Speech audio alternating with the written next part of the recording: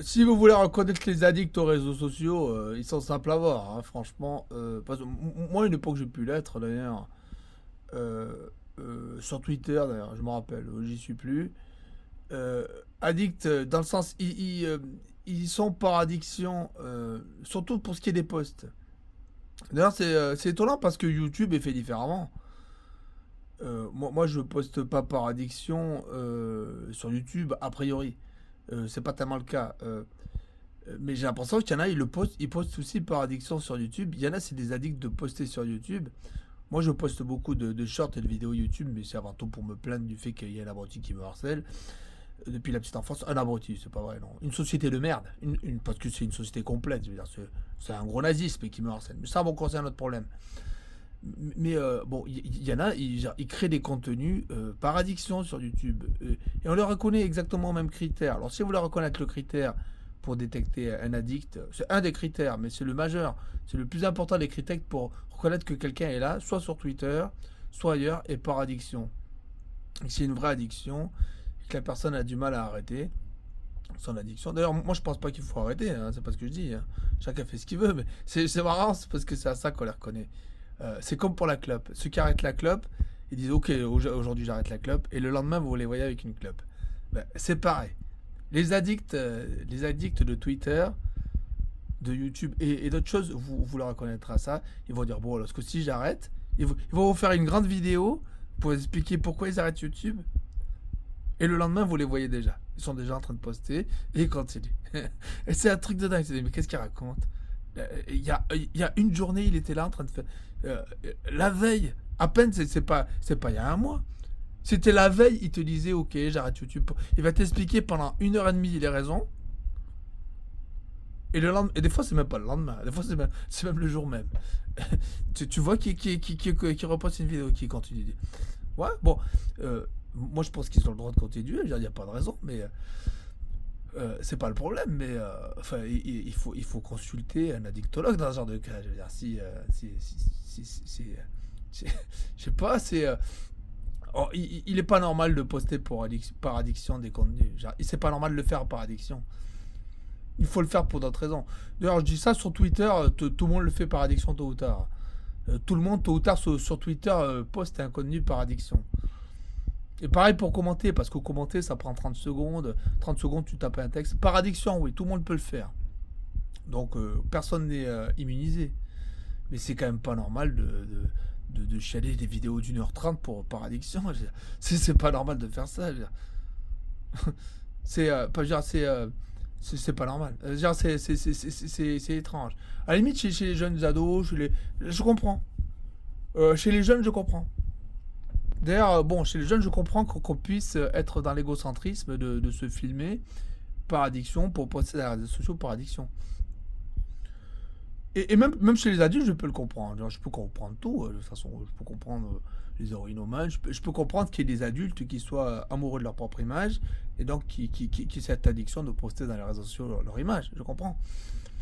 Mais, euh, mais c'est de l'addiction. Je comprends pas qu'ils ne le comprennent pas. Il faut comprendre que c'est de l'addiction. Que c'est être addict au fait de poster son image. C'est addict au fait de dire je suis là, regardez. Et oh, à attirer de l'attention. C'est pour attirer l'attention. C'est une addiction à attirer l'attention. C'est comme l'abruti dans le ciel là, que dès que j'ai fait un truc, il doit le commenter. À un moment donné, il y a une importance d'attirer l'attention. Il y a une importance de dire oh, je suis là, tu m'as oublié. Oh, je suis là, tu m'as oublié. Mais ça ne peut pas fonctionner. Si à un moment donné, l'attention n'est pas sur vous, que vous n'attirez pas l'attention, bah, imaginons, tu vas tout le temps en soirée, tu fais des tas de trucs de dingue. Tu vas en soirée danser, tu fais la fête, tu fais des tas de trucs de dingue, et personne ne remarque que t'es là. Personne n'a remarqué ta présence. Bah, tu rentres chez toi, tu arrêtes de faire la fête, j'imagine. Après, on a le droit de continuer. Si on est masochiste, oui. Bon. Si on est masochiste, on continue, on fait des trucs de dingue en soirée, avec tout le monde qui te méprise. Je veux dire, voilà, t'habites la France. Ok, peut-être que le type habite en France. Parce qu'il fait des trucs de dingue à toutes les soirées et qu'il est méprisé par tout le monde, c'est peut-être qu'il habite en France, c'est possible. Mais sinon, la plupart du temps, tu finis par rentrer chez toi. Je veux dire, tu dis, bon, que j'arrête de faire la fête, c'est pas drôle.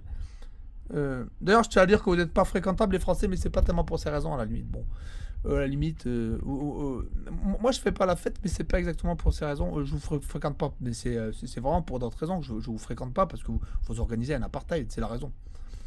C'est un peu pareil, genre l'apartheid, notamment, il y a le fait de mépriser son prochain dans l'apartheid. Ça fait partie du protocole, je veux dire.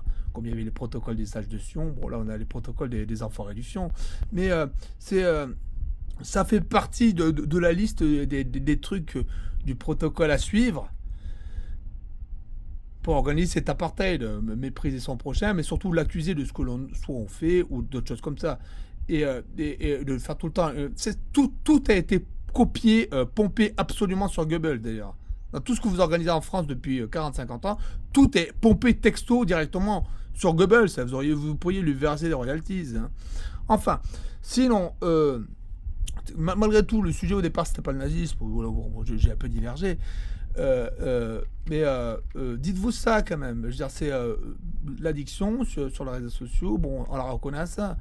Et il faut pas croire que forcément, si tu n'attires pas l'attention, si on te méprise ou si on regarde pas tes vidéos ou si t'as pas un succès, faut pas croire forcément que après quand on n'a pas de succès que forcément c'est parce que on est comment dire victime d'un complot. C'est pas systématiquement le cas. Des fois bon on est méprisé ou des fois on n'a pas un grand succès sans être victime de complot. Sans être victime de complot, bon c'est pas des fois bon c'est pas toujours la raison. C'est même la plupart du temps pas la raison. La plupart des personnes qui échouent ne sont pas victimes de complot. Mais pourtant, il faut éviter le sophisme de croire, dans ce cas-là, il n'y a pas de complot. Mais si, parce qu'il y en a quand même qui sont victimes de complot. Mais souvent, vous reconnaîtrez le fait qu'ils sont victimes de complot. Ceux qui sont victimes de complot, dans une course à la réussite, c'est plutôt les têtes de gondole que les derniers. Ceux qui sont victimes de complot, c'est plutôt ceux qui sont de nature à faire changer le game, à faire tomber le numéro 1. C'est plutôt ça qui sont victimes de complot. C'est rarement ceux qui sont déjà à la base dans la moyenne. C'est assez rare que les personnes qui dans la moyenne qui sont dans la moyenne de leur capacité en général soient victimes d'un complot pour les empêcher de... Après, il y a quand même plein de monde qui est victime de complot, parce que ça c'est pas vrai. On peut très bien... Mais c'est pas exactement complot, c'est victime de la mafia, mais ça c'est autre chose. On peut dire, imagine t'as une petite boulangerie, bon t'es un boulanger moyen. Imagine t'es un boulanger moyen, t'es un boulanger normal. Et tu te rends compte que c'est impossible pour toi de faire les affaires, bah, ça arrive souvent, hein, parce que t'as le boulanger là un peu plus loin, bon, il te fait une guerre, tu le sais même pas, et voilà, et la mafia des boulangers aussi, et ça peut arriver.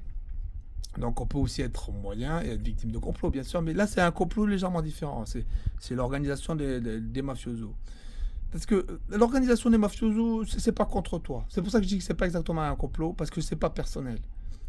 On te remplace toi par n'importe quel autre boulanger, ça sera pareil. Quand c'est pas personnel, c'est pas exactement un complot, c'est plutôt une organisation. Imaginons, tu as une entente entre les trois grands fournisseurs d'accès d'Internet pour fixer la box à 30 balles. Et t'en as un qui arrive et qui décide de la fixer à 40 000 milliards de dollars. Et les trois autres, ils ont de l'entente sur le marché. Et celui qui veut la fixer à 40 000 milliards de dollars par mois, c'est un mois. Ah oui, je tiens à dire, ah oui, l'entente. Là, on a une entente. Elle n'est pas vraiment fixée à 30. D'ailleurs, l'entente n'existe plus vraiment. Mais je tiens à dire quand même à Free, Orange, Bouygues, SFR, je ne sais plus si ça existe ou pas. Oui, que j'ai décidé de casser le marché là-dessus, de casser les prix. Je vais fixer la box à 40 000 milliards de dollars. Pourquoi ? Parce que je vous jure que vous allez perdre Internet. Mais vous allez perdre Internet, c'est une certitude. Quand Internet est à ce point un tripot de vieux nazis, de petits nazillons, on finit par le couper. Putain, on doit couper la merde, ça fout la honte. Là. Donc vous allez perdre Internet. Bientôt avoir une box Internet, ça coûtera plus cher qu'un lingot d'or. Et donc... Bon, imaginons, tu as une entente comme ça dans le marché, mais là, mon exemple était mal sorti. Une entente dans le marché, bon, n'importe qui arrive, lorsqu'ils sont en entente, lorsqu'ils sont en monopole d'entente, n'importe qui arrive, bon, il se fait écraser par un bulldozer. Bon. C'est comme ça, mais c'est pas personnel, c'est pas contre toi, c'est en général. Le complot, il a ce côté personnel quand même, ce côté tarte au concombre personnalisé. Là, quand tu vas chez le boulanger acheter la tarte au concombre et qu'il te fait un truc personnel, je vais vérifier qu'il y a une image et qui s'affiche. Je sais pas si une image. Ah oui, il y a peut-être une image qui s'affiche de temps en temps. Mais c'est pas très grave. Je vais vérifier. La tarte au concombre personnalisée. C'est quoi? Une tarte au concombre personnalisée. Tu te rappelles? Tu vas chez ton boulanger. Et il te fait une tarte au concombre personnalisée. Mais c'est celle qui fait pour toi personnellement. Pas pour les autres. Les autres, ils ont une tarte au concombre normale. Toi, la tienne est personnalisée. C'est comme une bif, là. Il rajoute un truc en plus. Voilà. Voilà. C'est parce que c'est contre toi dans ce cas. Voilà. C'est contre toi. À la base, bon, c'est quand même à ça qu'on reconnaît les addicts. Les addicts, ils disent, bon, ok, j'arrête YouTube, l'instant d'après, ils vont s'acheter un paquet de clubs chez le buraliste. Bon, ok, j'avais arrêté, bon, mais j'ai arrêté, quoi. Mais, j'ai arrêté, comment dire, euh, j'ai arrêté, mais j'étais pas encore prêt, je veux dire, pour ça. Je recommencerai plus tard, et sans vouloir me foutre de la gueule de ceux qui arrêtent les clubs. Moi, je vous jure, j'ai arrêté les clopes une fois. Une fois, j'ai réussi, mais avant ça, j'ai dû arrêter tous les jours. À un moment donné, tous les jours, j'arrêtais la clope et je reprenais la clope 15 minutes plus tard. C'est pas un truc risible, mais ça existe. C'est une addiction. Mais pourquoi le faire par addiction? Bon, je sais pas. Je sais pas. Pourquoi faire YouTube par addiction? Je comprends pas.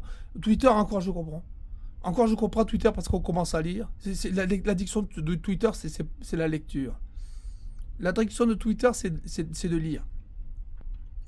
On est addict à Twitter du fait de lire. Donc, une fois qu'à force, on lit, on finit par répondre, par tweeter soi-même. Même si on veut plus tweeter, bon, aussi, bon, on est égotique. Mais on commence à lire, après, on commence à tweeter. Bon. Alors que YouTube, moi aussi, je suis extrêmement addict au fait de regarder YouTube. Je regarde YouTube, mais des tonnes de vidéos.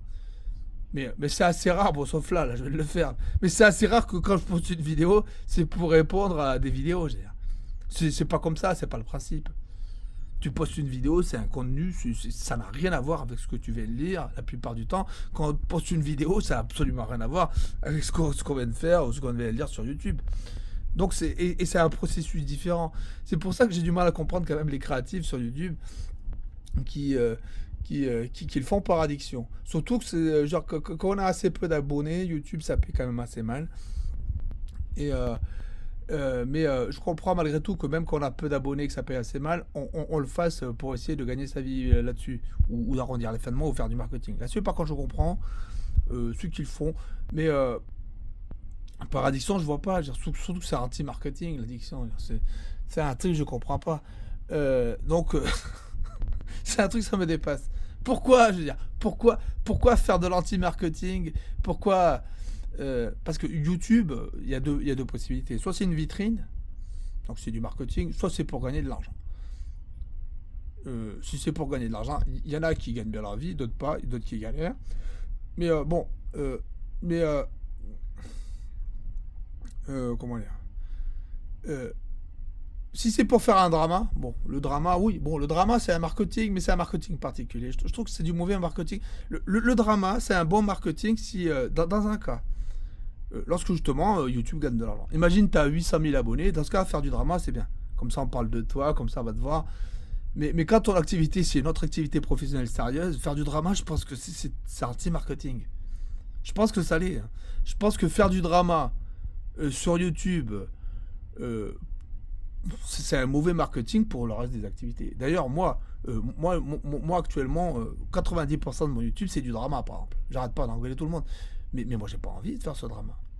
Moi, je fais ce drama parce que je subis des agressions depuis 45 ans, quand même. Pour moi, j'ai la conscience du fait que professionnellement, toutes mes autres activités, mais ça fout une réputation de merde. Il faut surtout jamais faire du drama dans la vie dès qu'on a une activité professionnelle sérieuse à côté. Le seul endroit où on peut faire du drama, c'est lorsque l'activité principale, c'est acteur. Bon, t'es un acteur, tu fais du drama, ok. Oh, c'est un bon acteur dramatique celui-là. Le reste du temps, le drama n'apporte absolument rien de positif aux personnes qui font une activité professionnelle sérieuse. Ça n'apporte rien. Même Elon Musk, des fois, il faut trop de drama. Bon, il est le seul à travailler comme ça, je pense, parce que pour les investisseurs, ça les rassure pas toujours. Hein. S'imaginer peut-être qu'un jour il finira en psychiatrie. Il y en a, je pense, que quand ils investissent chez Elon Musk, des milliards, certains investisseurs doivent se demander, et imaginons un jour, il finit en psychiatrie, quelqu'un récupère toutes ses boîtes parce qu'il est mis sous tutelle, parce qu'il est fou. Enfin, ça fait un peu flipper quand on y pense. C'est pour ça que le drama, on verra pas tellement Bill Gates faire du drama, on verra pas tellement les autres grands chefs d'entreprise faire du drama. Bon, on en a vu un, c'était Carlos Ghosn qui a fait du drama, mais c'est pas une bonne image souvent. Le drama qu'on voit partout, c'est fait par des acteurs des médias qui s'inventent des vies, qui s'inventent des trucs, parce qu'ils sont justement des acteurs dramatiques. C'est que des personnes du spectacle qui font ça. À la limite, pourquoi pas des musiciens font du drama, mais parce que c'est à moitié des acteurs, les musiciens, bien sûr.